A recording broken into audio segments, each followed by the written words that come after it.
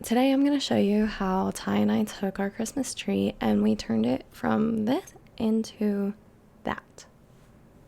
Originally, when we came up with this idea, we thought we would paint the portal onto a sheet, thinking maybe it would help with the installation and the takedown. And it was a good place to start. It was fine. But I don't think that we will be using this method next year. So the first thing we did was we spray painted the sheet to get our base, to get that green. And the spray paint was a good choice. That one was really easy to work with to do the things we wanted. It was the acrylic paint that got a little dicey. One of the other things I noticed is we didn't iron the sheet before we started painting. I thought that we would be able to go over it afterwards, but I did not account for the fact that the paint would then dry the wrinkles in place. So I definitely did try and iron it, and it didn't really do anything. So that's one way I would do things a little differently maybe next year. In the short that I made of this video, I know it seems like we just hung the tree up and that was it. But the truth is we ran into a lot of bumps in the road. So the first bump in the road, I guess, was when Ty hung the tree without the portal. I was still working on getting everything ironed out and trying to cut the portals out of the sheet. And so he got up there and put the hook and he was going to leave it, and then I guess just got consumed in his task, and he actually hung the tree up. So he hung it up without the portal and then had to take it down.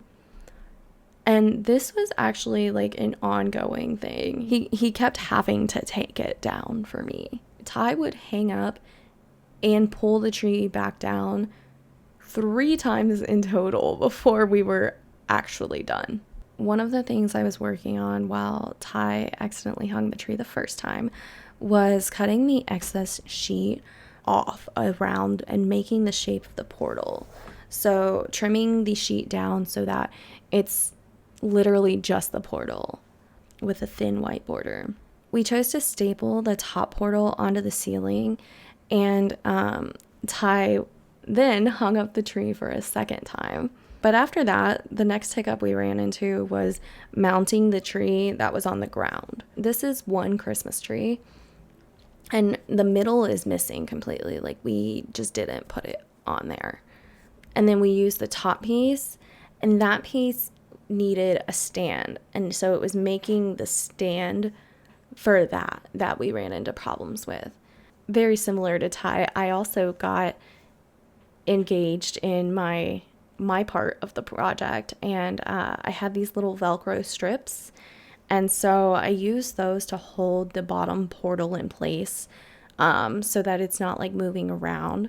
And I got a little too excited and I placed them on the ground without thinking about the tree or the stand we would have to put that tree on.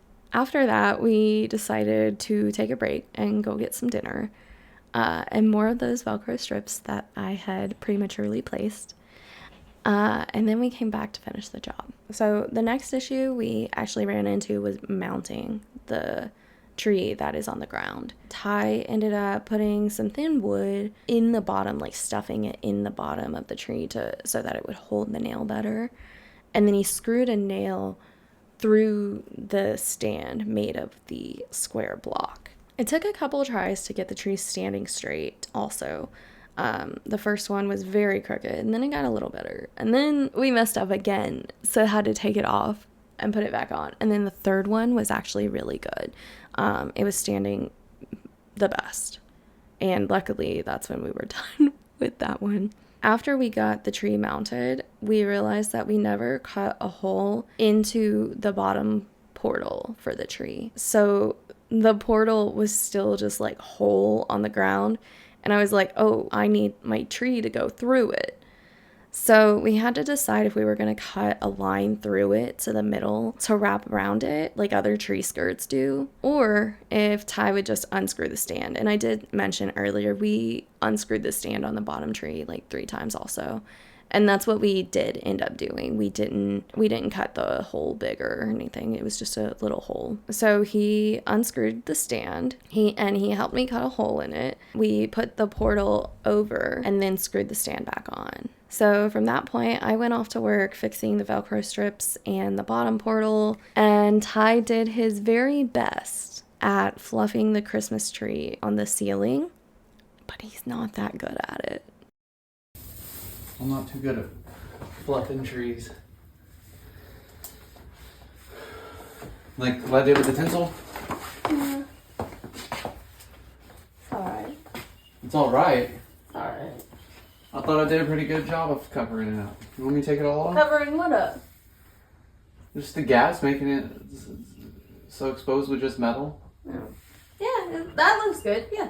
You just gotta open up the branches some, baby. I know, that's why I just said I'm not that good at fluffing the branches. I just said that. It is the first thing that came out my mouth when I began my line of conversation. I know. You better post this video too.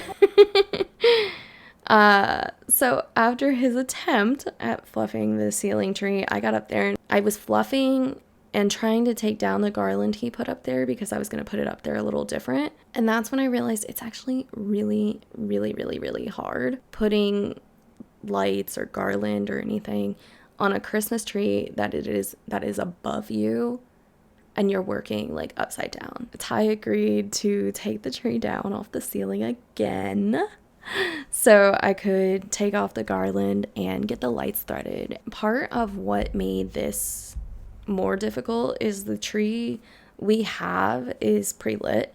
So the whole time I was threading the lights through the tree, I was also having to go around and through other wires. And that was also really challenging. I'm so glad he agreed to bring it back down for me so I could do that. We added our own lights because we want it to look like one tree just going through the portal. We wanted consistency between the ceiling tree and the round tree. And that turned out really good because I love these lights that we picked. After all of this was done, after I got the lights on, got the garland off, got the tree fluffed, everything's looking good, Ty got up there and hung the ceiling tree up for the last time. And the rest of the process was pretty easy.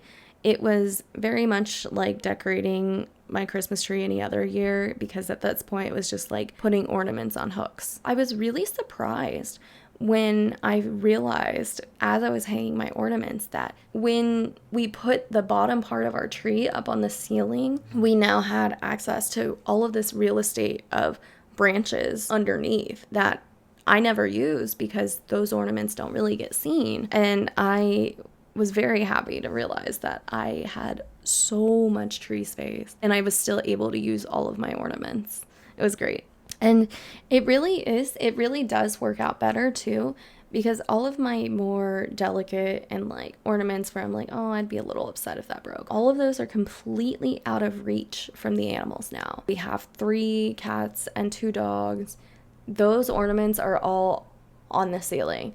They're not going to knock them over. They're not going to break them. Like, everything in their reach is stuff I'm okay with breaking. So this is how our tree ended up when we did the portal just with the sheet. This is how it looked. And I was very happy with it, but I knew I could be happier with it. I knew that it wasn't quite right.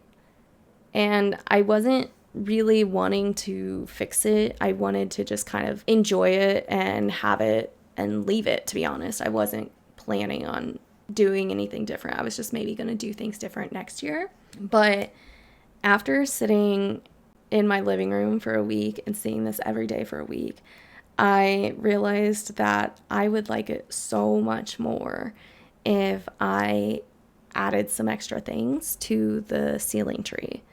So I actually did that. I covered the tree in a paint runner and I spray painted my ceiling and actually painted more portal on it. I am so happy I did this because this is everything I wanted from this tree.